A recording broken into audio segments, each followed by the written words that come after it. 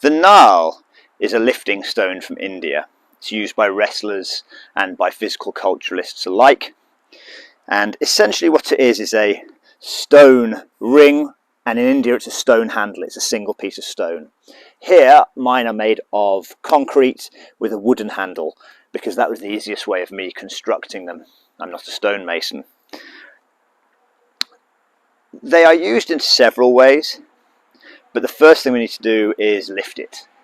Now, in southern India there's some different ways, in northern India there's some different ways, and there's different ways of using it. But the simplest way, I'll use this lighter one. This one's about 45 pounds, and this one's about 100 pounds. So with this lighter one, what you'll often see is snatch straight up in the air. So the first thing to notice is the handle space is quite small. I can't fit both of my hands end on end. I have to somewhat stagger them or interlock my fingers.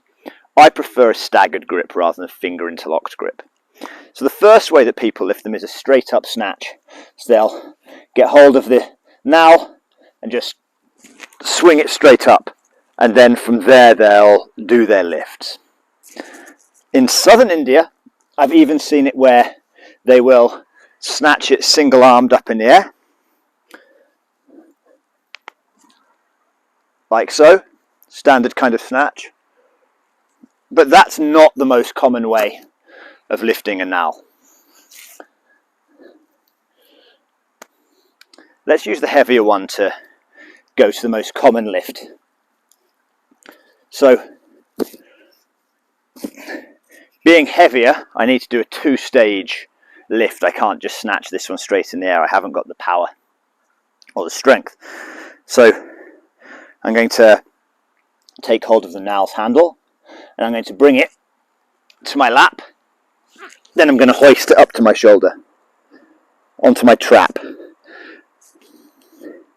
Now, that's the easiest way to lift it, and that's the way you're most commonly seen done in India.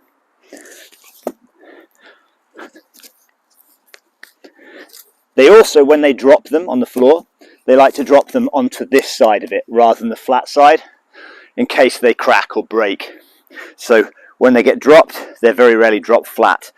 I sometimes drop them flat. My ground here is quite soft, and so I'm not too concerned about it. But the Indians certainly have told me off for throwing them flat on the floor, just in case, because sometimes, especially in akharas where nails are lifted, the floor can be quite compacted and hard, and so if it lands on its widest face, maybe you'll break it, and some of them are very, very old.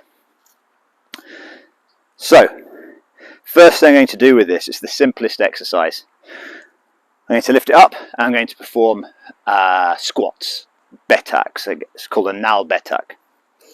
So I'm going to lift it up, and this time I'm actually going to bring it square. I'm going to squat,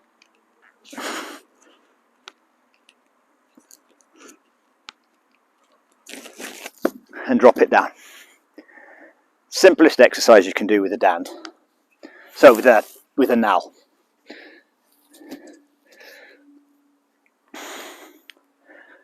Now the next exercise is the competition lift, where we're going to lift it up onto the shoulder. It's going to stay on the trap, and then we're going to lift it in the air. And I'm going to use my legs to help power that up. I'm not simply lifting using my triceps. So here we go. I'm going to get ready, find my good footing. Then I'm going to lift it up to here, up to my trap, and then we'll start to do our lifts.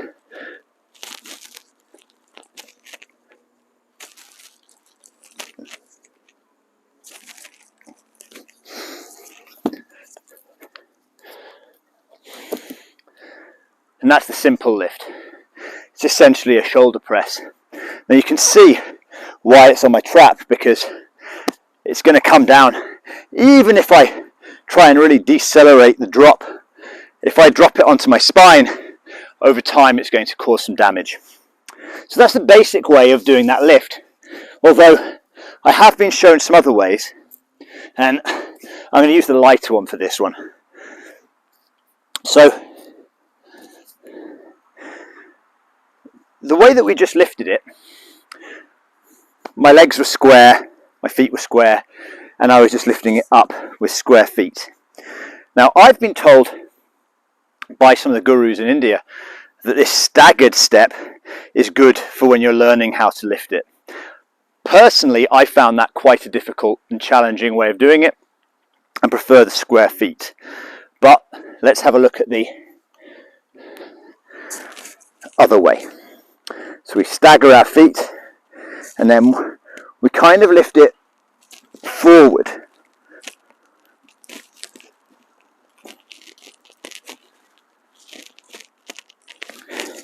But like I said, I find that more challenging actually, and I find it doesn't work with my personal body type or skeletal alignment, and I prefer the square on lift. Now, there's one other lift, it's a slightly more complex one. Marcus Quijas called it the serpentine lift, and it is exactly as it sounds. So I'm going to lift this up, the now, to my chest, and it's going to stay here. You can't do this with a heavier one. I'm going to roll it around, and lift, drop it down, and roll it back the other way. Then I'm going to roll it around, lift, roll it around and down.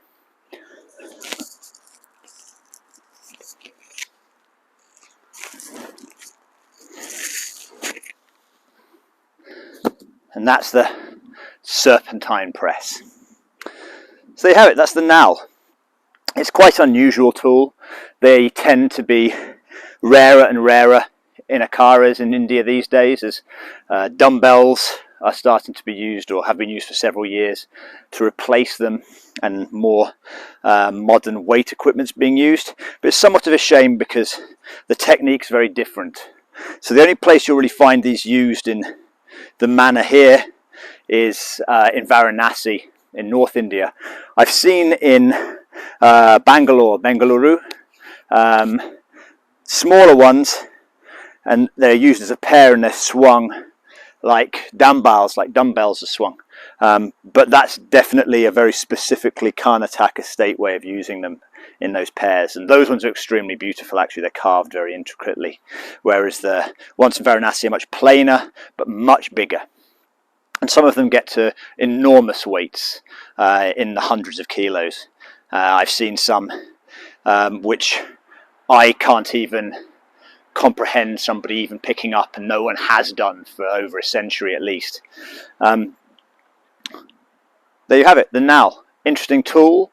If you like the WarYoga content and you want to stay up to date, make sure you subscribe and click on the notification button. Otherwise, you can find more out about WarYoga at waryoga.com.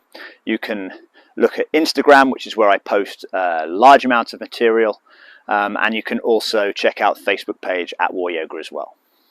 Thanks for your support.